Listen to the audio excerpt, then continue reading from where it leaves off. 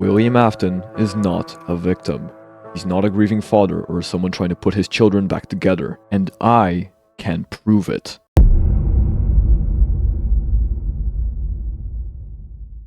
The FNAF Theory community has been getting our main human character wrong for over a decade. Most people paint him as a tragic man who lost his children and is determined to bring them back no matter what, which is what motivated him to kill his victims and discover Remnant in the Power of Souls, eventually leading to his death and return as the Springtrap. But what if I told you that's wrong? Almost nobody understands William Afton's true character, and this misinterpretation is preventing us from solving a huge part of the FNAF lore, because what I'll discuss today is something that might change your understanding of the lore forever. I'm Withered Circle. It's time to debunk one of the biggest beliefs surrounding William Afton. Today, we'll definitively prove that William does not care about his children. But first, let's do the honors. We were first introduced to William Afton, aka Grapefruit Man, in Five Nights at Freddy's 2, where he appeared in 3 of the secret 8-bit minigames: Save Them, Foxy Go Go Go, and Save Him. In these minigames, it became pretty clear that this purple guy was responsible for the missing children incident we heard about in the first game. Every time he popped up, he was always connected to dead kids. Because of this, the community concluded that he was the man behind the murders, and they were right. In FNAF 3, we found out that this same purple guy became Springtrap, the main antagonist of that game, trapped inside the Spring Bonnie animatronic by the souls of his victims after disassembling the FNAF 1 animatronics. We saw him in FNAF 4 working at Fredbear's Family Diner, helping someone into a yellow Springlock suit. It was at this point that it became clear that this purple guy was someone important to the history of Fazbear Entertainment. And he was. The Silver Eyes trilogy introduced us to William Afton, the killer of 5 children at the 1985 Freddy Fazbear's Pizza. Those same books told us that Afton was the co-founder of the Fazbear locations, and the next mainline game, Sister Location, doubled down on this, not only name-dropping William in the first scene of the game, but also explaining that while he was still alive, Afton studied ghosts and the power of possession, seemingly in an attempt to become immortal, or to bring someone back to life. And this was where the misconception began. At the end of Five Nights at Freddy's 4, the dying crying child, our player character in the minigames, was told by a mysterious voice speaking for the Fredbear plush that it would put him back together. And with the appearance of that same plush in the FNAF 4 experiment rooms in Afton's bunker, people rightfully assumed William was the crying child's father. But they also made the assumption that Afton promised to put his son back together because he was grieving over the loss of his child. After all, it's reasonable for a normal parent to want to put his dying child back together, to want to bring him back from certain death. Theoretically, this would be what motivated Afton to experiment with remnants and build a fun times to bring his son back. Maybe he's an animatronic or a realistic robot child. Like Gregory. Shut up. But William is not a normal parent.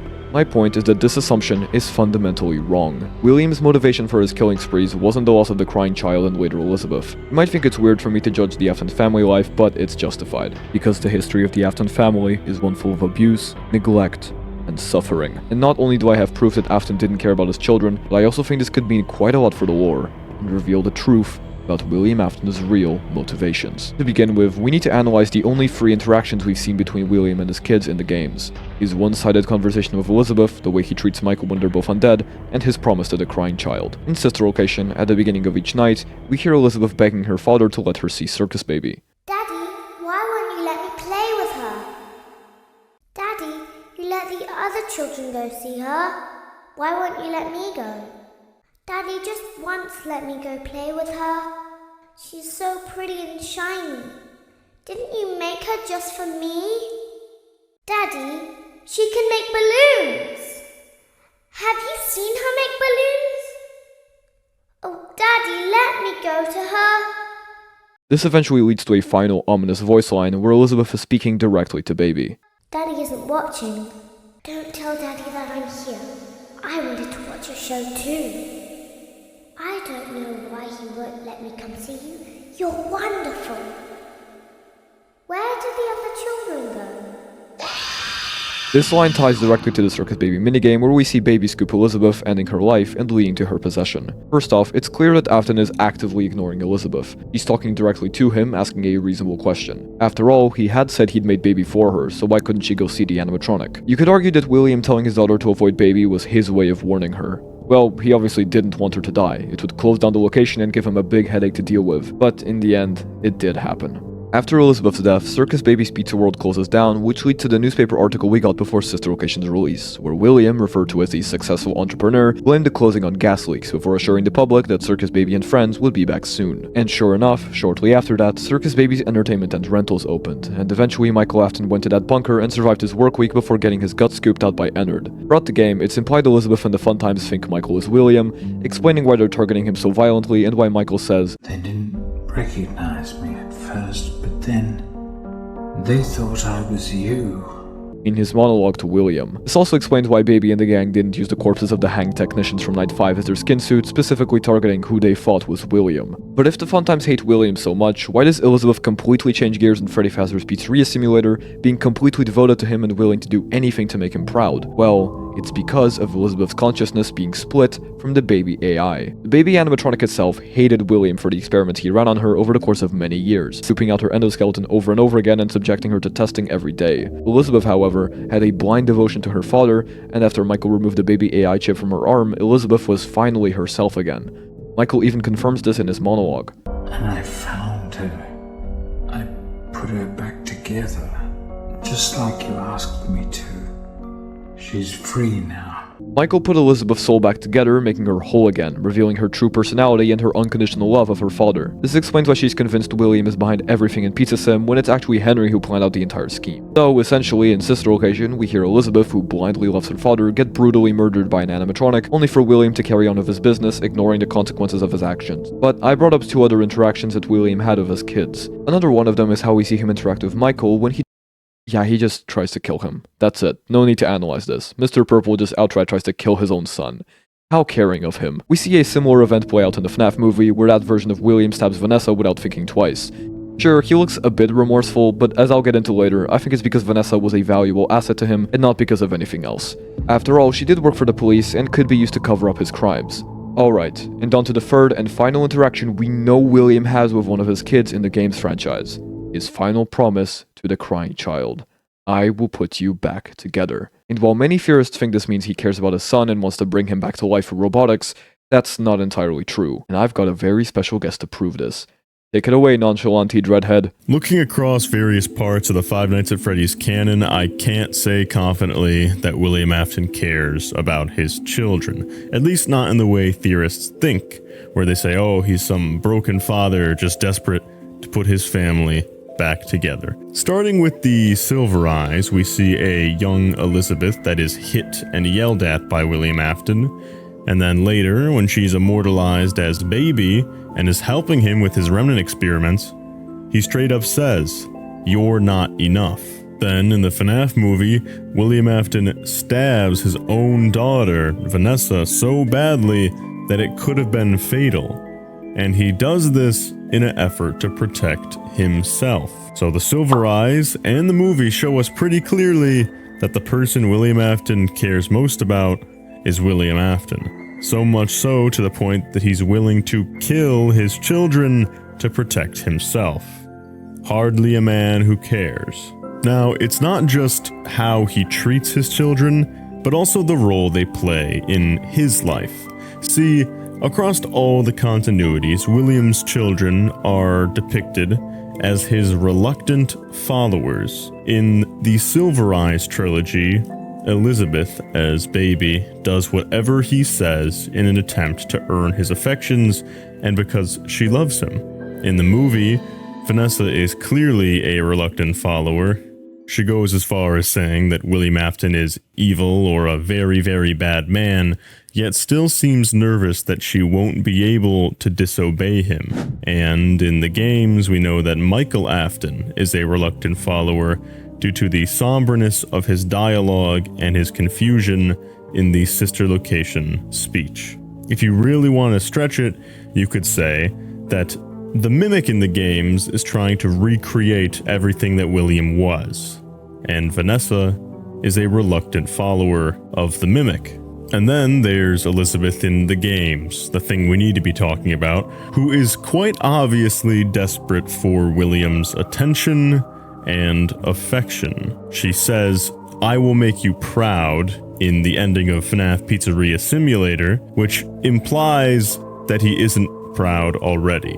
She is doing these horrendous murders, or at least planning to do these horrendous murders, to earn his love, which of course, she doesn't already have. Now, the elephant in the room when it comes to this whole WillCare thing, for me at least, is the "I will put you back together" lines, which most people take as the crux of William's character. They say these lines mean that he's desperate to reunite his broken family. But let's take a look at what actually happens. After Elizabeth gets scooped by Baby, does he prioritize saving her?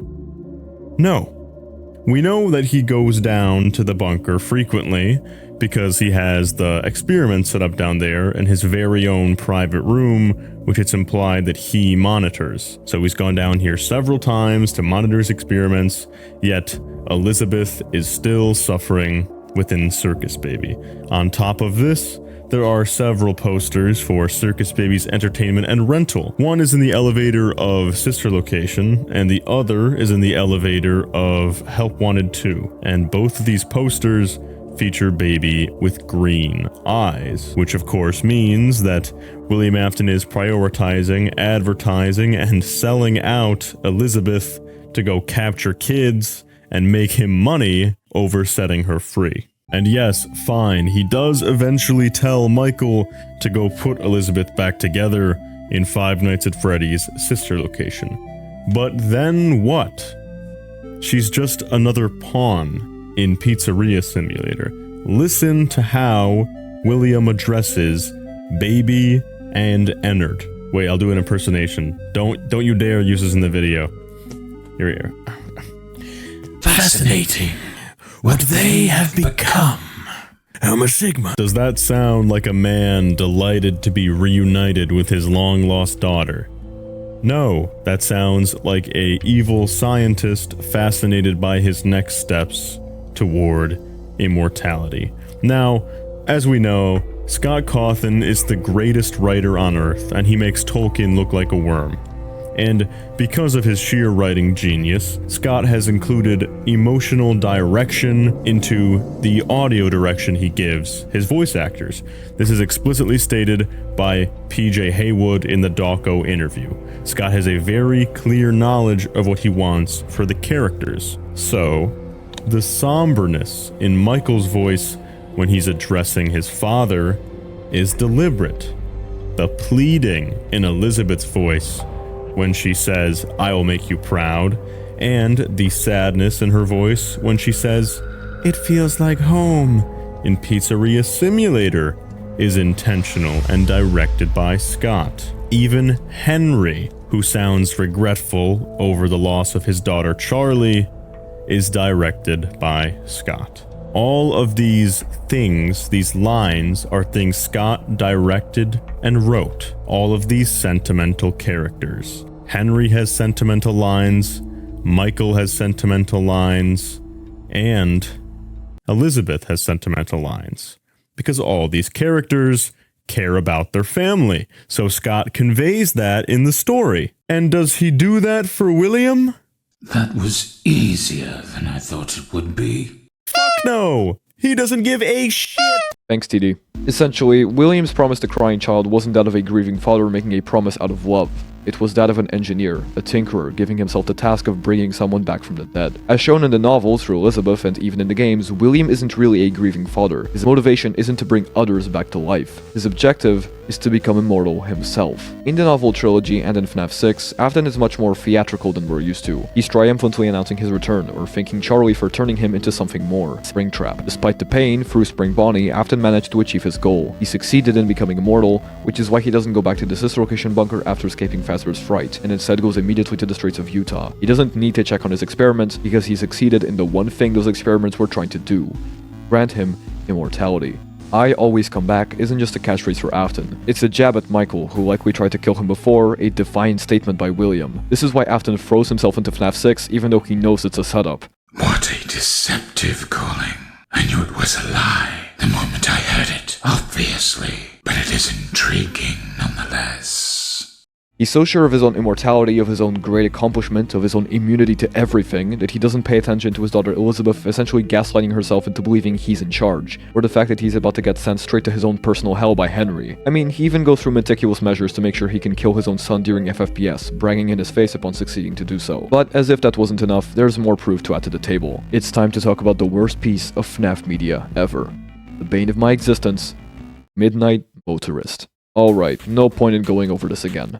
I'll be rolling with the assumption that Midnight Motorist is about the Afton family. We've got 5 laps at Freddy's, the tire marks and security puppet, the purple car from Save Him, the association of William Afton and purple to the color yellow, etc. Under this assumption, what we see William do in this minigame is very indicative of who he is as a person outside the public eye. First off, he's clearly an alcoholic. Green Guy doesn't let him into Junior's, which is almost definitely a bar, and the way to get to the secret minigame in the first place is to drive on the wrong side of the road in the Midnight Motorist arcade game. Throughout the secret minigame, Afton is extremely angry at the runaway, pounding on his door and seemingly threatening him with violence when he gets back. The runaway is either Michael or Crying Child, so the connections here are extremely clear. My point in bringing up Midnight Motorist is that there's more than one recorded case of William being, to put it bluntly, an abusive and neglectful parent. There's the novel, Sister Location, how William actively tries to kill his own son, his empty promise to the Crying Child, and Midnight Motorist. But there's one question I have to ask. Where did this idea come from? Where did we get the idea of a tragic, sympathetic William, and why does most of the community feel sorry for a serial killer? This delves into some deeper moral questions that I have no desire to discuss, but to put it simply, this idea of a grief-stricken Afton appeared around the time of FNAF 4 and Sister Location's respective releases, where it felt like Sister Location was Afton trying to put his son back together. At the time, it was a reasonable idea, and you had the 1983 keypad and Fredbear plush to back it up. But now, with how hard Scott tried to make sure we understood how bad William was through the novels and later games, it feels obvious that this potential William backstory is just not true. I'm not saying this wouldn't be interesting. The idea of a formerly moral man who's forced to take desperate actions to bring back his children is extremely interesting, but Afton just doesn't fit the bill. Not only were the deaths of Elizabeth and Crying Child directly caused by his own neglect, he was present in Fredbear's after all, there's also no indication that this is the case. But Gregory could be a robot. Shut up. And then there's a real question to be asked. If William cares about his kids so much, why is his whole shtick being a child murderer? It's clear he's a psychopath killer, so why should exceptions be made if he's shown to have no issues with killing other kids, not just his own? I think that William does feel something for his children, and maybe he thinks he loves them, but he certainly doesn't care about them. To him, they're accomplishments, trophies, objects meant to do his bidding, listen to him, and not ask too many questions. He's clearly proud of unlocking the key to possession when he finds out Circus Baby was possessed by his daughter. Finally, she was useful for something. The idea of a sympathetic William, while it does open up new opportunities and explanations for the timeline, also directly goes against everything we know about his character later on. His whole personality revolves around caring about no one, only himself. It's not out of the question that he wanted to bring his son back, but I don't think this is his main goal. And that's assuming William is the one speaking for the Fredbear plush in the first place, as it could totally be someone else. In conclusion, there's many recorded instances of William being abusive towards his kids, be it psychologically or physically. Maybe he loves them as objects, as possessions, but he doesn't feel any actual care towards them. To him, they're tools.